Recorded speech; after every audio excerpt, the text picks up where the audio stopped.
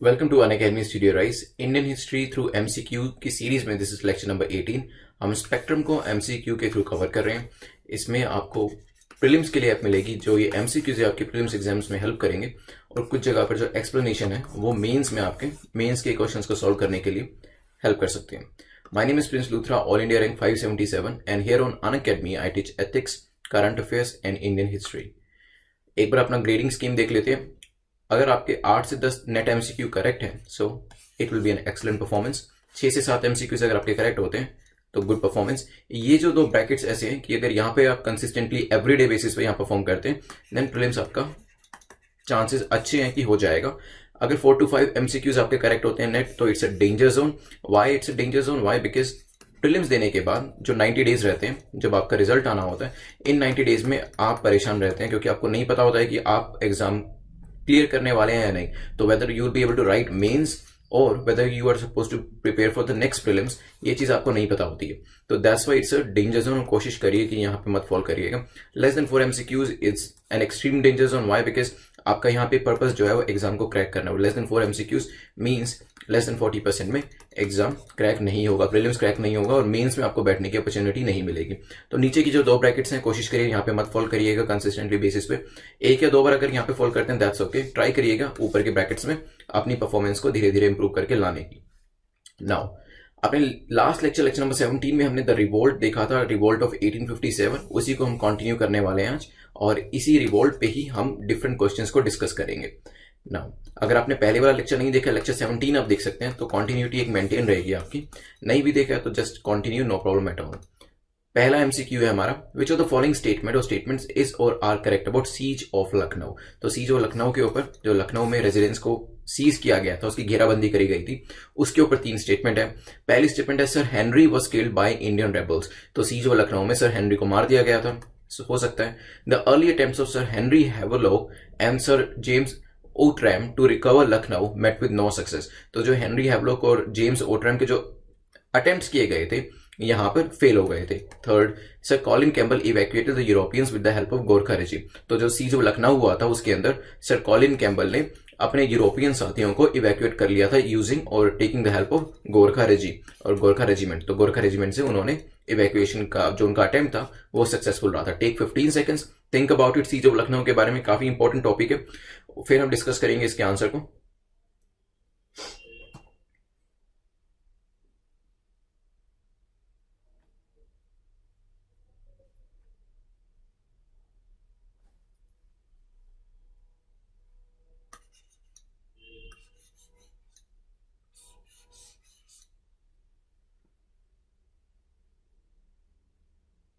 Few more seconds, चलिए discuss करते हैं। तो सीज ऑफ लखनऊ था क्या? देखिए, जो ब्रिटिश रेजिडेंट लखनऊ में थे, ब्रिटिश रेजिडेंट, साथ में ही यूरोपियन इनहैबिटेंट्स और साथ में सिपोइस, ये लोग जो थे ये रेजिडेंसी के अंदर में कैद हो गए थे। क्यों? क्योंकि बाहर जो थे रेबल्स थे, और रेबल्स किसको सपोर्ट कर रहे थे? इंडियन सिपोइस को। तो ये क्या कर रहे थे, इन्होंने घेराबंदी कर रखी थी पूरे रीजन की, और इसी वजह से जो Henry Lawrence the British resident he was not able to come out, और उनके साथ काफी सारे यूरोपियंस और लोकल और लॉयल सिपोइस जो कि कंपनी के लिए लॉयल थे वो उसके अंदर बंद हो चुके थे। हुआ क्या? पहली स्टेटमेंट सही हो जाती है हमारे यहाँ पे, सर हेनरी जो थे इस पूरे अटेम्प्ट के अंदर मार दिए गए थे। तो पहली स्टेटमेंट हमारी करेक्ट है। Second, the early attempt of sir Henry Havelock and sir James Outram to recover Lucknow met with no success. तो यहाँ पे दो लोगों ने, हेनरी हैवलॉक ने और जेम्स ऊट्रैम ने अटेम्प्ट्स किए थे ताकि इन लोगों को जो लखनऊ के सीज में बंद हो चुके थे इनको बाहर निकाला जा सके। क्यों? क्योंकि यूरोपियंस चाहते थे, मतलब ब्रिटिश यहाँ पे चाहते थे कि जो उनके यूरोपियन सपोर्टर्स हैं और जो सिपोइज ऐसे हैं जो उनके लिए लॉयल हैं उनको बाहर निकाला जाए यहाँ से, क्योंकि रेबल्स ने इनको घेर के रखा हुआ है। लेकिन इनके अटेम्प्ट सक्सेसफुल नहीं हुए, तो सेकंड स्टेटमेंट भी हमारी करेक्ट हो जाती है। लेकिन बाद में हुआ क्या, सर कॉलिन कैम्बल आए और उनकी स्ट्रेटेजी जो थी वो काफी अच्छी थी compare to sir Henry Havelock and Outram, और उसके बाद यूरोपियंस को यहां से यूजिंग और taking the help of Gorkha regiment यहां से इवैक्यूएट कराया गया। तो जो सीज ऑफ लखनऊ है इसका सोल्यूशन किसने दिया? कॉलिन कैम्बल ने। तो यहां पे आंसर हो जाएगा हमारा सी। इसमें थोड़ा सा और डिस्कस करते हैं।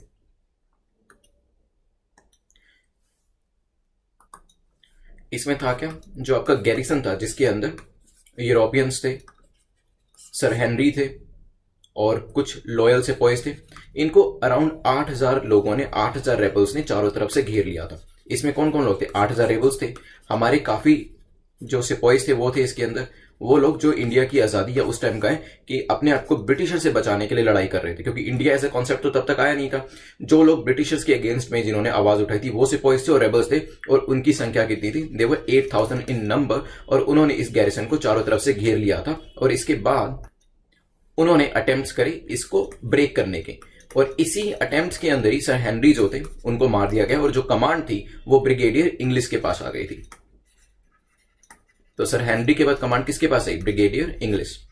खैर इतना जानना आपके लिए काफी है। सीज ऑफ लखनऊ में क्या था आपको बता दिया कि गैरिसन के अंदर जो ब्रिटिश रेजिडेंट थे, यूरोपियन लोग थे, और लॉयल जो सिपाही थे ब्रिटिशर के लिए, वो अंदर बंद कर दिए गए थे, या उन्होंने अपने आप को बंद कर लिया था ताकि बाहर जो रेबल्स लोग हैं जो उनको मारने के लिए खड़े हैं उनसे अपने आप को बचाया जा सके। और हमारे बाहर जो रेबल्स और जो हमारे इंडिया के सिपाही थे वो क्या कर रहे थे? वो अटेम्प्ट्स कर रहे थे ताकि किसी ना किसी तरीके से अंदर जाकर उन लोगों को जो इंडिया के अगेंस्ट में है, that is Britishers, Europeans, the resident, और ऐसे लोग जो इंडियंस हैं फिर भी ब्रिटिश के लिए उनकी लॉयलिटी जो है वो प्रूव कर रहे हैं, उन सबको मारा जाए। नाउ ये तीनों स्टेटमेंट हमारी जो है करेक्ट है, आंसर हो जाएगा सी। हम चलेंगे नेक्स्ट क्वेश्चन, क्वेश्चन नंबर 2 के ऊपर।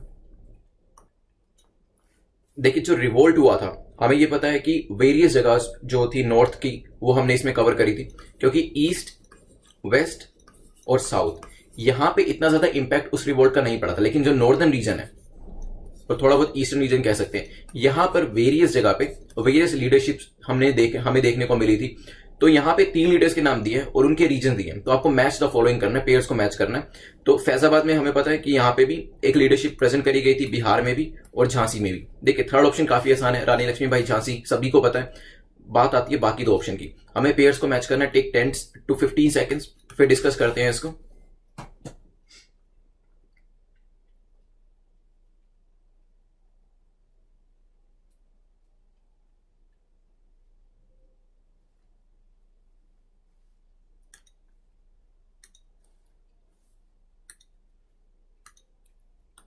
चलिए डिस्कस करते हैं। तो कुंवर सिंह की जहां बात आती है, थोड़ा सा इनका बैकग्राउंड भी देख लेते हैं। सिर्फ अगर यही रटना पड़े कि कुंवर सिंह कहां से थे तो बात बनेगी नहीं, कोई और फैक्ट्स भी पूछा जा सकता है इनके बारे में। So he was, Kunwar Singh was a zamindar. तो ये जमींदार थे कहां से? जगदीशपुर से। अब जगदीशपुर से तो कहां से होंगे? ऑफकोर्स यहाँ पे ये बिहार से होंगे। तो कुंवर सिंह जो थे वो बिहार से थे, वहां पे ये अपनी लीडरशिप को दे रहे थे। तो पहली स्टेटमेंट जो पहला पेयर है वो इनकरेक्ट हो जाता है। देन ही वॉज अ जमींदार, एज कितनी थी? 70 ईयर्स। लेकिन इतनी एज होने के बावजूद भी जो एंगर था, जो जज्बा था अंदर ब्रिटिशर्स के अगेंस्ट जाने का, ब्रिटिशर्स को हराने का, वो अभी तक मरा नहीं था। That's why Kunwar Singh, even though he was an old guy, he gave a very strong opposition to Britishers from Bihar. Bihar को इन्होंने रिप्रेजेंट किया, बिहार से इन्होंने अपनी लीडरशिप को पूरा एग्जीक्यूट किया और एक स्ट्रॉन्ग अपोजिशन रखी ब्रिटिशर्स के सामने। तो यहाँ पे पहला जो पेयर है वो गलत हो जाता है, because Kunwar Singh was from Bihar, a zamindar who posited a strong opposition in front of the Britishers. Second आते हैं मौलवी अहमदुल्ला के बारे में, इनके बारे में पढ़ते हैं। सो मौलवी Ahmadullah, he was a native of Madras. तो थे कहां से? मद्रास से थे। And he emerged as one of the revolt's most acknowledged leaders. तो लीडरशिप ऑलरेडी प्रूव कर चुके थे once it broke out in Awadh. Awadh के अंदर ऑलरेडी अपनी लीडरशिप को इन्होंने प्रूव किया था। फिलहाल कहां से लड़ रहे थे? फैजाबाद में इन्होंने अपनी लीडरशिप दी थी। ठीक है, तो पहली 2 स्टेटमेंट हमारी, पहले 2 पेयर हमारे गलत हो जाते हैं। तीसरा रानी लक्ष्मीबाई, सभी को पता है झांसी से थी, तो आंसर यहां हो जाएगा डी। हम रानी लक्ष्मीबाई के बारे में भी देख लेते हैं। आप सभी को पता है कि वहां पे सबसे बड़ा इशू क्या था? डॉक्ट्रिन ऑफ लैप्स, क्योंकि मेल इशू कोई भी नहीं हुआ था। इसी वजह से अंग्रेज ये कह रहे थे दैट वी विल कैप्चर और अनेक्स झांसी, और रानी लक्ष्मीबाई ये कहती थी दैट मैं अपनी झांसी किसी को नहीं दूंगी। तो इसमें हुआ क्या? रिवोल्ट के बाद जब रिवोल्ट को ज्वाइन किया रानी लक्ष्मीबाई ने, she was supported by Tatya Tope. ठीक है, दोनों ने मिलके काफी जगह पे अंग्रेजों के लोगों को मारा और eventually they move to Gwalior. जब ग्वालियर पहुंचे, प्रॉब्लम ये हुई, ग्वालियर में भी इनकी जो पोजीशन थी स्ट्रॉन्ग थी to an extent, but Britishers they got the support of Scindias. अब आपको पता होगा ग्वालियर में सिंधियास का रूल हुआ करता था, तो यहां पे किसका सपोर्ट मिला? सिंधियास का सपोर्ट मिला ब्रिटिशर्स को। और अगर आपको पता भी होगा, थोड़ा ग्वालियर की हिस्ट्री के बारे में पता है, तो शी वाज किल्ड देयर, और इनकी जो बॉडी है उनको वहीं पे ही बरी किया गया। फूलबाग करके एक एरिया है ग्वालियर के अंदर। तो रानी लक्ष्मीबाई झांसी आपको तीनों का बैकग्राउंड मैंने दे दिया, कुंवर सिंह का भी, मौलवी अहमदुल्ला का भी और रानी लक्ष्मीबाई का भी। पेयर्स मैच करने की बात थी, हमारा आंसर यहाँ पे डी है क्योंकि एक ही पेयर मैच कर रहा है, बाकी नहीं कर रहे हैं। नेक्स्ट चलते हैं क्वेश्चन नंबर 3 के ऊपर। Which of the following statement और स्टेटमेंट्स इज और are correct about aftermath of suppression of revolt. तो जब रिवोल्ट को सप्रेस कर दिया उसके बाद आफ्टरमैथ क्या हुआ, मतलब उसके बाद क्या क्या चीजें हुई, वन बाय वन हम स्टेटमेंट्स को देखेंगे। पहली स्टेटमेंट क्या कहती है, पहली स्टेटमेंट कहती है बहादुर शाह वॉज इम्प्रिजन, तो इस सपरेशन के बाद बहादुर शाह को जेल में डाल दिया गया, हो सकता है। Then royal princes were captured and butchered on the spot publicly at point blank range. तो जो प्रिंसेस ने सपोर्ट किया था किसको, बहादुर शाह को और पूरे रिवोल्ट को, उनको पॉइंट ब्लैंक रेंज पर मार दिया गया, हो सकता है। With the fall of Delhi the focal point of the revolt disappear. Delhi इसका फोकल पॉइंट था या नहीं था हमें नहीं पता, तो ये ऐसा कह रही है, स्टेटमेंट ये कह रही है कि with the fall of Delhi, जब दिल्ली का फॉल हुआ तो उसके बाद जो रिवोल्ट था वो भी काफी हद तक डिसअपीयर हो गया। टेक 15 सेकेंड्स, फिर इसको डिस्कस करेंगे हम।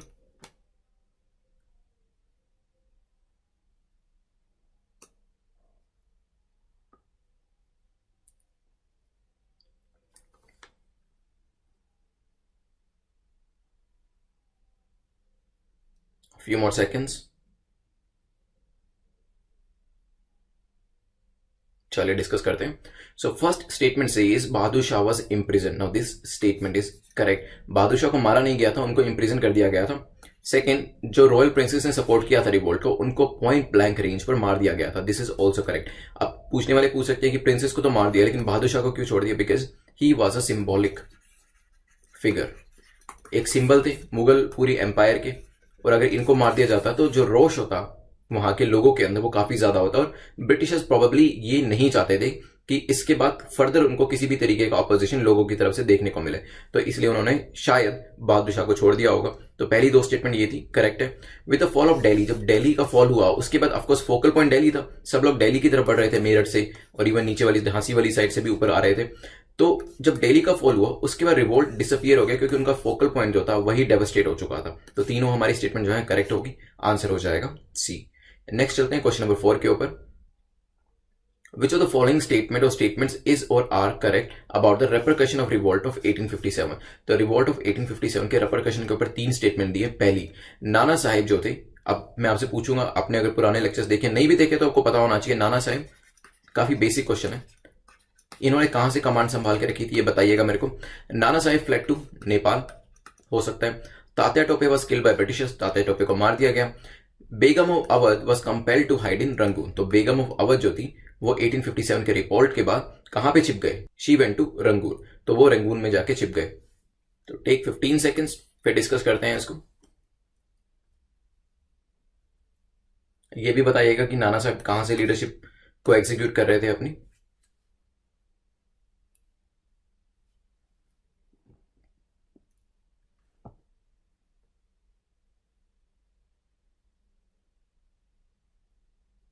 few more seconds.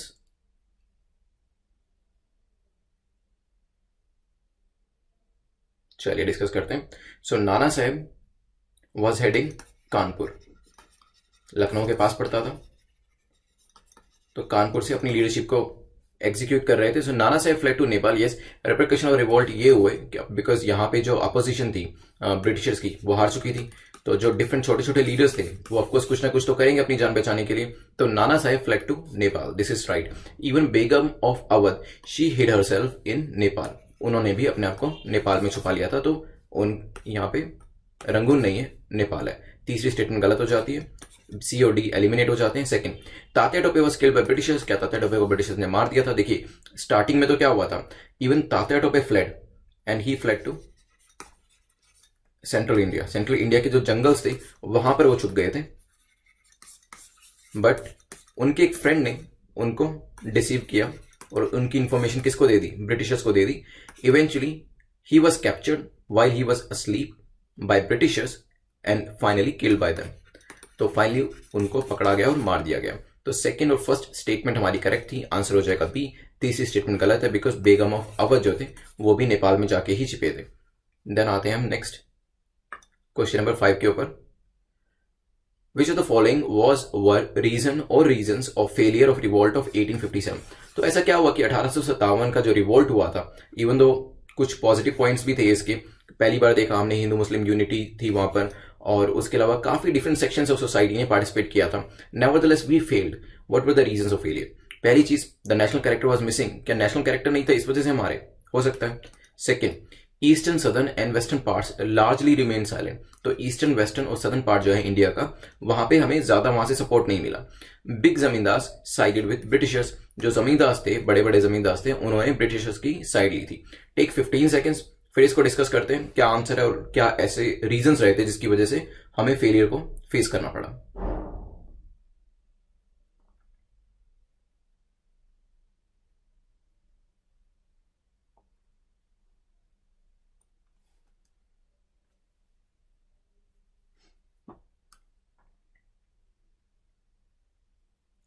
चलिए डिस्कस करते हैं। तो फेलियर ऑफ रिवोल्ट हम देख रहे हैं यहाँ पे कि क्या क्या ऐसे रीजंस रहे, reasons of failure of revolt. पहली स्टेटमेंट कहती है the national character was missing. मैं आपको पहले भी बता चुका हूं, हर बुक में, ऑलमोस्ट हर बुक में आपको ये मिलेगा कि नेशनल कैरेक्टर नहीं था। पुराने वीडियोस में हमने डिस्कस किया था कि जब ब्रिटिशर्स लड़ते थे वो अपनी कंट्री के लिए लड़ते थे, लेकिन यहाँ पे लोग किस लिए लड़ रहे थे? कोई अपनी कास्ट के लिए लड़ रहा था, कोई अपनी कम्युनिटी के लिए, कोई रिलीजन के लिए, कोई अपनी किंगडम के लिए लड़ रहा था, लेकिन कोई भी इंडिया के लिए नहीं लड़ रहा था। Reason being because there was no concept of India at that time. तो नेशनल कैरेक्टर जो था वो मिसिंग था। यहाँ पे इंडिया का कोई कॉन्सेप्ट ही नहीं था। जैसे एक इंडिया का कॉन्सेप्ट आज एग्जिस्ट करता है, हम कहते हैं ये इंडिया है, ये पाकिस्तान है, ये चाइना है, ये यूएस है, ऐसा कोई कॉन्सेप्ट तब इंडिया का नहीं था। तो नेशनल कैरेक्टर वाज मिसिंग। इसी वजह से उस वक्त सभी लोग डिवाइडेड थे। कोई हिंदू था, कोई मुस्लिम था, कोई जमींदार था, कोई लैंडलॉर्ड था, इसी तरीके कोई पेजेंट था, कोई सिपाही था। हर कोई डिफरेंट डिफरेंट सेक्शंस के अंदर बटे हुए लोग थे। इसी वजह से एक नेशनल कैरेक्टर नहीं होने की वजह से ये जो रिवोल्ट था फेल हो गया, क्योंकि लोग आइडेंटिफाई ही नहीं कर पाए अपने आप को एक कंट्री के साथ। तो पहली स्टेटमेंट हमारी करेक्ट हो जाती है। सेकेंड, ये भी हमने डिस्कस किया था, eastern, southern and western part जो थे वो लार्जली साइलेंट रहे थे, उन्होंने इसमें पार्टिसिपेट नहीं किया। अब रीजन क्या थे? देखिए, हिस्ट्री की बुक्स में जो मेजर रीजन दिया जाता है वो ये है कि ऑलरेडी हुआ क्या था, ईस्टर्न, वेस्टर्न, सदर्न रीजन में काफी सारे रिवोल्ट्स हो चुके थे, सिविल रिबेलियंस हो चुके थे, पेजेंट्स के भी काफी रिबेलियंस हो चुके थे, जिसको ब्रूटली सप्रेस किया गया था अंग्रेजों के द्वारा। और once they were brutally suppressed, उनके पास इतनी हिम्मत ही नहीं थी कि वो दोबारा से अपने आप को, अपनी एनर्जी को इकट्ठा कर पाए और 1857 में पार्टिसिपेट कर पाए। This is one of the perspective जो कि हिस्टोरियंस कहते हैं। हो सकता है इसके अलावा और भी कुछ रीजंस हो, प्रॉबेबली हो सकते हैं, आप दीजिएगा कमेंट सेक्शन में अगर आपको इसके अलावा कुछ और पता है तो यहाँ पे 1857 के अंदर अगर सदर्न रीजन से भी सपोर्ट मिलता, ईस्टर्न से भी मिलता, वेस्टर्न से भी मिलता, तो अंग्रेजों के लिए ये चीजें मैनेज करना काफी मुश्किल हो जाता, because only northern region was involve, Britishers were able to manage it. Let's say कि वेस्टर्न, सदर्न, ईस्टर्न रीजन भी आ जाते तो ये 4 टाइम्स ज्यादा इंटेंसिफाइड हो जाता और तब शायद अंग्रेजों के लिए इसको मैनेज करना ऑलमोस्ट इम्पॉसिबल हो जाता। थर्ड आते हैं, big zamindar sided with Britishers. This is also correct. बड़े बड़े जो जमींदार थे उन्होंने ब्रिटिशर्स की साइड ली। क्यों? क्योंकि उनको ऐसा लगता था कि अगर यहाँ पे जो सिपाहीज हैं ये ब्रिटिशर्स को हटा देते हैं तो इनका नेक्स्ट टारगेट ये भी हो सकता है कि ये हमारे ऊपर आए, राइट? तो जो लैंड हम आज होल्ड करे हुए हैं, हो सकता है बाद में ब्रिटिशर्स के जाने के बाद ये हमसे छीन ली जाए। तो उनको ये लग रहा था कि एक अनार्की लाइक सिस्टम आ सकता है, उसकी वजह से हमें अपनी लैंड्स को खोना पड़ सकता है और हमारे जो even money and currency everything we may have to lose. तो बिग जमींदार को डर लग रहा था कि हमारी पोजीशन आज बेशक से उतनी अच्छी नहीं हो जितनी कि एंशिएंट टाइम पे होती थी या पहले के टाइम पे होती थी, लेकिन इट इज स्टिल बेटर अगर अनार्की आ जाती है सिपाहीज की वजह से और ब्रिटिशर्स चले जाते हैं तो ऑफकोर्स हमारे पास जो एसेट आज है वो भी नहीं रहेंगे, क्योंकि लोग उसे प्रॉबेबली छीन लेंगे। तो बिग जमींदार ने, इवन छोटे छोटे किंग्स ने भी ब्रिटिशर्स की साइड ली थी और सपोर्ट नहीं किया था 1857 के रिवोल्ट में। आंसर हमारा हो जाएगा सी। अपार्ट फ्रॉम दिस, इन 3 रीजंस के अलावा आप बताइए और क्या रीजन हो सकते हैं कि जिसकी वजह से रिवोल्ट ऑफ 1857 जो था वो फेल हुआ। हमने डिस्कस किया, एक चीज तो ये मैंने आपको बताई थी, देखिए एनफील्ड राइफल कौन यूज कर रहा था? ब्रिटिशर यूज कर रहे थे। It was a better technology compare to the kind of guns which we were using plus swords which we were using. तो हमारे जो सोल्जर्स थे वो एक तो पुराने टाइम की गन्स यूज करते थे और स्वॉर्ड्स यूज कर रहे थे, लेकिन जो कटिंग एज टेक्नोलॉजी थी उस टाइम की वो थी ब्रिटिश एनफील्ड राइफल। कौन यूज कर रहा था? ब्रिटिशर्स खुद यूज कर रहे थे। उनके पास इसके अलावा टेलीग्राफ की फैसिलिटी भी थी, तो इंफॉर्मेशन इमीडिएटली एक्सचेंज कर सकते थे वो, जो कि हमारे पास एक्सेसिबल नहीं थी। तो टेक्नोलॉजिकल एडवांसमेंट भी ब्रिटिशर्स के पास थी, जिसकी जो हमारे पास नहीं थी, जो एक और रीजन बना रिवोल्ट ऑफ 1857 के फेलियर का। अपार्ट फ्रॉम दिस, 1857 के रिवोल्ट में इंटेलिजेंसिया का भी कोई सपोर्ट नहीं मिला। जो इंटेलिजेंसिया थे जस्ट लाइक बिग जमींदार्स, उनको ब्रिटिशर्स में पूरा भरोसा था। उनको ऐसा लगता था जो मॉडर्नाइज सिस्टम है वो तभी आ सकता है जब ब्रिटिशर्स हमारे यहाँ पे रहेंगे। तो उनका पूरा का पूरा जो ट्रस्ट था that was in Britishers. They were looking for a better future, they were looking for a modernise future, और उसी वजह से ब्रिटिशर्स को उन्होंने सपोर्ट किया था ना। तो ये हमारे मेजर रीजंस थे। हम इसके अलावा कुछ और देख लेते हैं कि ब्रिटिशर्स को किस किस का सपोर्ट मिला। तो ब्रिटिशर्स को जमींदार्स का सपोर्ट मिला, इंटेलिजेंसिया का, ये सिंधियास का, होलकर्स का, पटियाला रूलर्स, सिंध का, सिख का, महाराजा और कश्मीर। तो देख सकते हैं कि काफी सपोर्ट था ब्रिटिशर्स को। इवन तो हमें ऐसा लगता हो कि यहाँ पे सभी लोग जो थे वो हमारे सिपाहीज के साथ मिल गए थे, बट ऐसा नहीं था। छोटे मोटे जो किंग्स थे, इवन बड़े मराठास जो थे वो भी सपोर्ट कर रहे थे ब्रिटिशर्स को, जमींदार सपोर्ट कर रहे थे, इंटेलिजेंसिया क्लास सपोर्ट कर रही थी, सिख सपोर्ट कर रहे थे। तो इसी वजह से रिवोल्ट ऑफ 1857 जो था वो फेल हो गया। Now okay, so this is concerning the subscription of Unacademy Plus. You can use this code PL Live code, which is my code, and once you use this code और उसके बाद आप subscribe करते हैं Unacademy Plus को, then we can do the mock test series, the live mock test series there on Unacademy Plus platform, और वहाँ पे एक ethics का क्रैश कोर्स भी हम साथ में कर सकते हैं। Now next question पे चलते हैं, क्वेश्चन नंबर 6 के ऊपर। Which of the following statement or statements is or are correct about religious backdrop during revolt of 1857? तो कौन कौन से ऐसे religious backdrop थे? पहली स्टेटमेंट देखते हैं। During the entire revolt, there was an absolute conflict between Hindus and Muslims at all level. तो जो ये रिवोल्ट हो रहा था इसके बैकड्रॉप पे हिंदूज और मुस्लिम्स उनके बीच में कॉन्फ्लिक्ट भी हो रहे थे, हो सकता है। Second, immediate banning of cow slaughtering was ordered. तो उस टाइम पर जब रिवोल्ट हो रहा था उसके बैकड्रॉप पे काउ स्लॉटरिंग जो थी वो बैन कर दी गई थी, हो सकता है। Take 15 seconds. रिलीजियस बैकड्रॉप के बारे में 2 स्टेटमेंट दिए, हमें क्या बताना है? करेक्ट स्टेटमेंट बतानी है, फिर डिस्कस करेंगे इसको।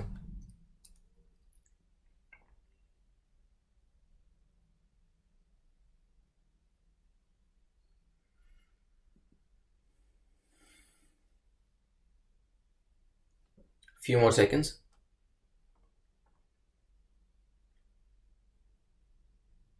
चलिए डिस्कस करते हैं। So during the entire revolt was there an absolute conflict? ऐसा बिल्कुल भी नहीं था। Rather there was an absolute और complete cooperation between Hindus and Muslims.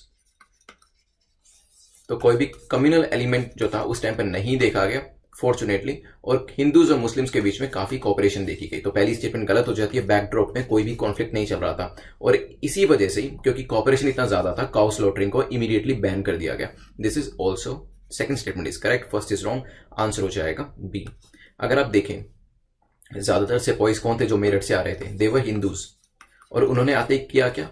उन्होंने बहादुर शाह को अपना सिंबॉलिक हेड बनाया, हु वाज अ मुस्लिम। तो यहीं से भी पता चल जाता है कि हिंदू लोग मुस्लिम्स, एक मुस्लिम को, मुगल को अपना हेड बना रहे हैं। मतलब ऐसी कोई भी राइवलरी उस टाइम नहीं थी, या फिर ऐसा कोई मनमुटाव नहीं चल रहा था हिंदू और मुस्लिम के बीच में, कोई कॉन्फ्लिक्ट नहीं चल रहा था। एम यही था कि ब्रिटिशर्स को निकालना है, और उसके लिए हमें आपस में लड़ाई झगड़ा को पहले बंद करना पड़ेगा। और वही चीज हुई, हिंदूज और मुस्लिम्स के बीच में जो बॉनोमी थी वो इंक्रीज हुई, और ब्रिटिशर्स को हराने के लिए एक अटेम्प्ट किया गया। तो यहाँ पे आंसर हमारा बी था। नेक्स्ट चलते हैं इसमें। Which of the following statement or statements is or are correct about consequences of revolt of 1857? Consequences दे रखे रिवोल्ट ऑफ 1857 के 3, इसमें से हो सकता है सारे ही सही हो या एक आधा कोई सही हो सकता है। पढ़ते हैं one by one. A status quo was maintain concerning annexation and expansion. तो 1857 के रिवोल्ट के बाद जो पॉलिसी थी वो स्टेटस को रखा गया एनेक्सेशन और एक्सपेंशन के कंसर्निंग। मतलब अनेक्सेशन और एक्सपेंशन हम पहले भी कर रहे थे और अब भी करते रहेंगे। Second, Indian states were hence for to recognise the paramountcy of British crown. तो इंडियन स्टेट्स जो थे अब वो ब्रिटिश क्राउन को की जो पैरामाउंसी है उसको रिकॉग्नाइज करेंगे। अभी तक जो होता था ईस्ट इंडिया कंपनी का जो डोमिनेंस है वो ज्यादा था, और अभी क्या होगा, जो पावर है ब्रिटिश क्राउन के पास चली जाएगी, हो सकता है। The people of India were promised freedom of religion without interference from British official. तो 1857 के रिवोल्ट के बाद ब्रिटिशर्स ने डिसाइड किया कि हम आपके रिलीजियस अफेयर्स के अंदर बिल्कुल भी इंटरफेयर नहीं करेंगे। Now take 15 seconds. क्या चीजें हो सकती हैं इसके अंदर से, फिर डिस्कस करेंगे इसको।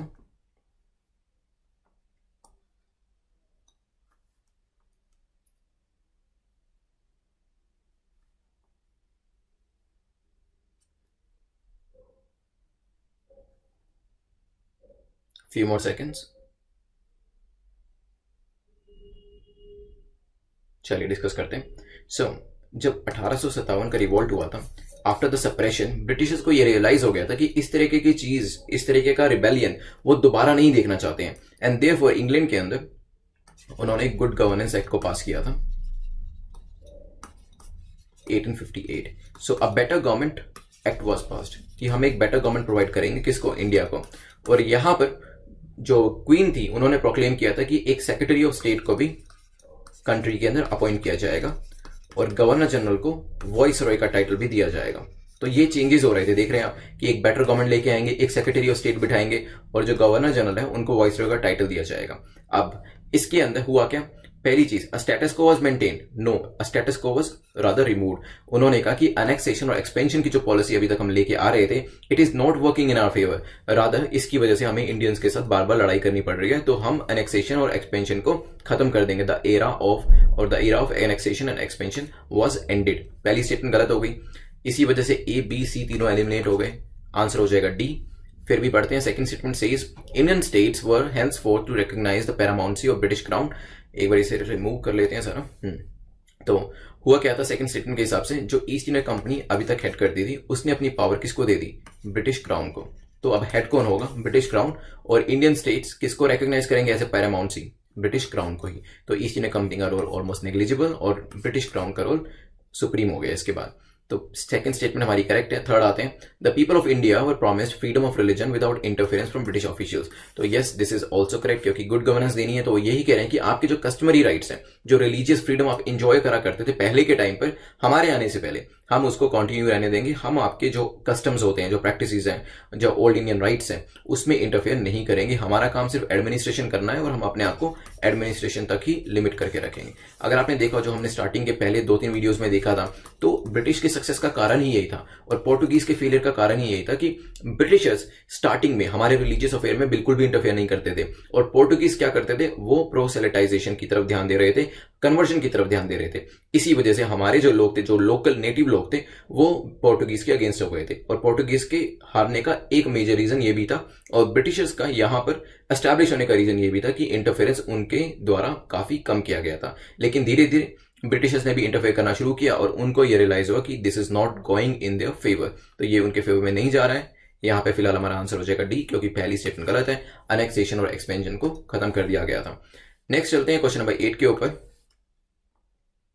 Which of the following pair or pairs is are correct about revolts and leaders? तो डिफरेंट रिवोल्ट्स कहाँ हुए थे और उनके लीडर्स। बागपत में शामिल थे, पता नहीं, हो सकता है। फैजाबाद मौलवी अहमदुल्ला, पीछे के क्वेश्चंस में भी ये स्टेटमेंट दी हुई थी। बरेली खान बहादुर। टेक 15 सेकेंड्स, फिर डिस्कस करते हैं।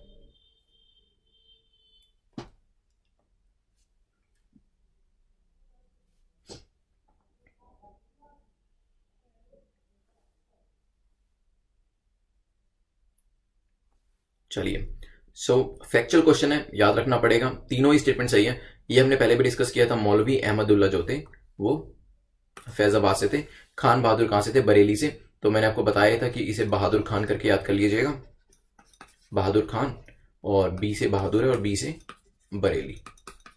बागपत एंड शामल ये भी मैच कर रहे हैं, तो तीनों ही हमारे जो लीडर्स हैं वो इन्हीं पर्टिकुलर लोकेशन से ही आते हैं। नेक्स्ट क्वेश्चन नंबर 9 के ऊपर चलते हैं। तो which of the following pair or pairs is are correctly match concerning the British head and the city. तो वेरियस ब्रिटिश हेड्स थे जिन्होंने डिफरेंट सिटीज के अंदर अपना अपना अपोजिशन दी। तो वेरियस ब्रिटिश हेड थे जिन्होंने वेरियस सिटीज के अंदर लड़ाई करी थी।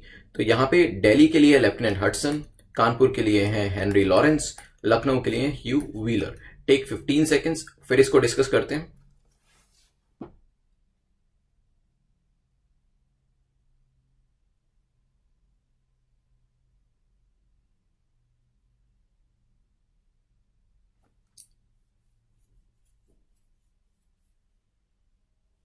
few more seconds। चलिए डिस्कस करते हैं। तो दिल्ली के अंदर lieutenant Hudson, now this is a correct pair. Apart from lieutenant Hudson यहां पे जॉन निकोलसन भी थे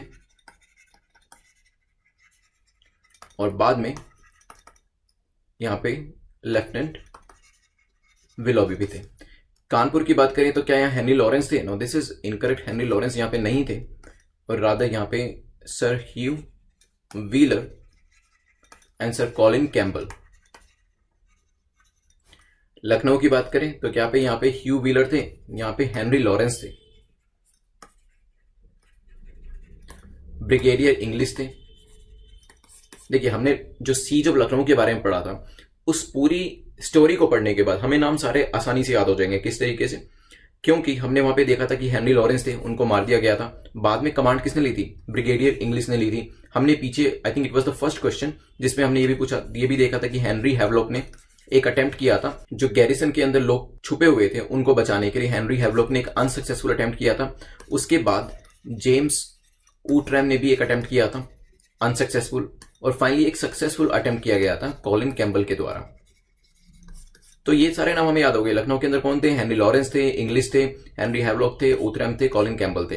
तो अगर आपको स्टोरी पता है किसी भी चीज की तो उसे याद करना काफी आसान हो जाता है। फिलहाल हमारे यहाँ पे सेकंड और थर्ड जो ऑप्शन था गलत था, और फर्स्ट जो है दिल्ली लेफ्टिनेंट हडसन वो करेक्ट है। आंसर हो जाएगा ए, क्योंकि लखनऊ के अंदर ह्यू व्हीलर नहीं थे, हेनरी लॉरेंस थे, और कानपुर के अंदर हेनरी लॉरेंस नहीं थे, ह्यू व्हीलर थे। नाउ लास्ट क्वेश्चन पे चलते हैं अपने। So, which of the following statement or statements are correct about white mutiny? White mutiny हुई थी, इसका बैकग्राउंड देखेंगे। So, was it a mutiny of British forces? क्या ये ब्रिटिश फोर्सेस की म्यूटनी थी? Mutiny of Indian sepoys against white sepoys? क्या ये इंडियन सोल्जर्स की जो थी म्यूटनी थी अगेंस्ट व्हाइट सेपॉइस? या फिर व्हाइट सेपॉइस की म्यूटनी थी अगेंस्ट इंडियन सेपॉइस? और नन ऑफ द अबव, या फिर इसके अलावा कुछ और था? टेक 15 सेकेंड्स, फिर इसको डिस्कस करेंगे।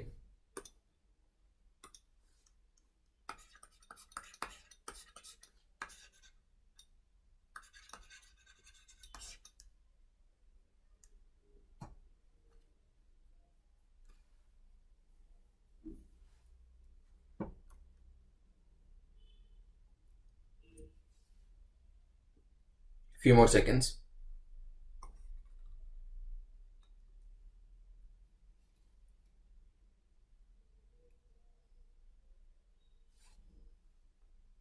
चलिए डिस्कस करते हैं। आई एम प्रीटी श्योर आपने व्हाइट म्यूटनी के बारे में सुना होगा, तो इसका एक बार बैकग्राउंड देख लेते हैं। सो ईस्ट इंडिया कंपनी और क्राउन, जब इंडिया के अंदर जो सोल्जर्स हमें दिखते थे ब्रिटिशर्स के, वो ईस्ट इंडिया कंपनी के अंडर में होते थे कुछ लोग, और कुछ लोग जो होते वो क्राउन के अंडर में होते थे। नाउ दो तरीके की फोर्सेस थी यहाँ पर भी। हुआ क्या था, 1857 की जो रिवोल्ट को जब सप्रेस किया गया था, उसके बाद गुड गवर्नेंस एक्ट लाया गया था। तो ये कहा गया था कि ईस्ट इंडिया कंपनी के जो सोल्जर्स होंगे, खासतौर पर ये 3 प्रेसिडेंसीज के, कौन कौन सी 3 प्रेसिडेंसीज थी? बंगाल, मद्रास एंड बॉम्बे। ये अपनी एलिजेंस किसको देंगे? अब ये क्राउन को अपनी एलिजेंस देंगे। ये जो चीज थी, ईस्ट इंडिया कंपनी के जो सोल्जर्स हुआ करते थे उनको ये पसंद नहीं आई कि अब हमें क्राउन के अंडर डाला जा रहा है। इसके रीजंस क्या थे? पहली चीज कि इसका कोई उनको एडवांस नॉलेज नहीं दी गई थी, मतलब पहले से बताया नहीं गया था कि आपको क्वीन के अंदर में सर्व करना पड़ेगा, तो इस चीज को लेकर वो परेशान थे। सेकेंड, उनको कंपेयर टू क्राउन के जो ऑफिसर्स होते थे, लेट्स से कि ईस्ट इंडिया कंपनी के जो ऑफिसर्स हैं, ईस्ट इंडिया कंपनी के जो ऑफिसर्स थे, सेम रैंक के होने के बावजूद भी जो क्राउन के ऑफिसर्स थे उससे नीचे माना जाता था। ठीक है, तो British army seniors to those in the same rank in the East India company. तो जो ऑफिसर्स ब्रिटिश आर्मी में होते थे उनको ईस्ट इंडिया कंपनी के जो सोल्जर्स होते थे उससे नीचे माना जाता था। साथ ही साथ में जो एक भत्ता दिया जाता था इनको, फॉरेन भत्ता जिसको कहते थे। अब कंपनी से पावर ट्रांसफर हुई कहां पर? क्राउन में। तो उसके बाद ये भत्ता भी रोक दिया गया। तो इन सभी चीजों से वो डिससेटिस्फाइड थे। एक तो उनका जो इक्वल ट्रीटमेंट था वो नहीं मिल रहा था, उनको एडवांस में बताया नहीं गया था, कोई नोटिस नहीं दिया गया था कि अब आपको क्राउन के अंदर सर्व करना पड़ेगा, ऐसे विली नीली एक दिन जस्ट बता दिया गया। और साथ में जो फाइनेंशियल रीजन थे, इकोनॉमिक रीजन थे, वो ये था कि अब उनको जो भत्ता मिला करता था वो भी नहीं मिलेगा। तो ये 3 रीजन की वजह से उन्होंने एक आवाज उठाई, और जिसको व्हाइट म्यूटनी कहा जाता है। तो it was a mutiny of British forces. तो ब्रिटिश फोर्सेस ने वेरियस रीजंस की वजह से एक म्यूटनी करी। क्विक रिकैप कर लेते हैं, 2 मिनट्स का एक क्विक रिकैप करते हैं। See it is going to be your first revision, तो रिकैप को कभी भी मिस मत करिएगा, क्योंकि आपकी फर्स्ट रिवीजन तो यही हो जाएगी। और जितनी ज्यादा रिवीजन करके आप एग्जाम में जाएंगे उतनी ज्यादा इंफॉर्मेशन को रिकॉल कर पाएंगे। यहाँ पे ज्यादा पढ़ने की जरूरत नहीं है, लेकिन कम चीजों को बार बार पढ़ने की जरूरत है, ये हमेशा ध्यान रखिएगा। तो हमने सीजो लखनऊ के बारे में पढ़ा था। सारे लोगों यहाँ पे, सारे जितने भी हेड थे, हेनरी हैवलॉक से लेके कॉलिन कैम्पबेल तक, सबके बारे में देखा था। और यहाँ पे हुआ क्या था, गैरिसन के अंदर लोग बनते यूरोपियंस थे, सर हेनरी थे जो कि रेजिडेंट हुआ करते थे, साथ में लॉयल सोल्जर्स भी थे ब्रिटिशर्स के लिए, जिनको 8000 रेबल्स ने घेर के रखा हुआ था। उनको बाहर निकलने का कोई मौका नहीं दिया जा रहा था, रादर अटेम्प्ट्स किए जा रहे थे ताकि उन सबको मार दिया जाए। कॉलिन कैम्पबेल ने आके इवेंचुअली सबको बचाया with the help of Gorkha regiment. Then हमने डिस्कस किया था कि कौन सा लीडर कहां से आता है, तो कुंवर सिंह जो थे बिहार से आते थे, मौलवी अहमदुल्ला फैजाबाद से, रानी लक्ष्मीबाई झांसी से। देन हमने डिस्कस किया था सेपरेशन और रिवोल्ट के बाद के आफ्टर मैथ हुए बहादुर शाह जो थे उनको इंप्रिजन कर दिया गया, जेल में डाल दिया गया, और रॉयल प्रिंसेस जो थे उनको मार दिया गया। इसके बाद हुआ क्या था, दिल्ली जब गिरा, दिल्ली का जब फॉल हुआ, उसके बाद जो पूरा का पूरा रिवोल्ट था वो डिसिपेट हो गया और डिसअपियर हो गया। देन हमने डिस्कस किया था रेपरकशन क्या थे रिवोल्ट ऑफ 1857 के, नेपाल में भागना पड़ा नाना साहेब को, और सिमिलरली बेगम ऑफ अवध जो थे उनको भी कहां छुपना पड़ा, नेपाल में। प्रॉबली एक अच्छी जगह मानी जाती होगी तब के टाइम के हिसाब से, तभी नाना साहब भी वहीं भाग के जा रहे हैं। बेगम ऑफ अवध जो है वो भी वहीं जाके छुप रही है। प्रॉबली वहां पे ब्रिटिशर्स का इतना एक्सेस नहीं होगा, इतना डोमिनेशन नहीं होगा। तात्या टोपे इन्होंने भी भागने का अटेम्प्ट किया, कुछ हद तक सफल भी रहे, और सेंट्रल जो इंडिया है वहां के जंगलों में जाके छिप गए। लेकिन एक दिन सो रहे थे, ब्रिटिशर्स आए, उनको उठाया और उनको मार दिया। तो यहां पर ये अपने आप को बचा नहीं पाए तात्या टोपे, जिन्होंने रानी झांसी की काफी हेल्प करी थी। देन हमने डिस्कस किया था फेलियर के बारे में कि फेल क्यों हुए। ऑफकोर्स कोई नेशनल कैरेक्टर नहीं था। Southern India, eastern India, western India, वहां से इतना सपोर्ट नहीं मिला क्योंकि ऑलरेडी उन्होंने काफी रिबेलियंस किए थे, वो भी थक चुके थे और वो भी काफी फेलियर्स का सामना कर चुके थे, तो उनकी भी गलती नहीं है। हाउएवर अगर वहां से भी सपोर्ट मिलता तो हो सकता है कि आज 1857 रिवोल्ट को हम अलग ही तरीके से पढ़ रहे होते।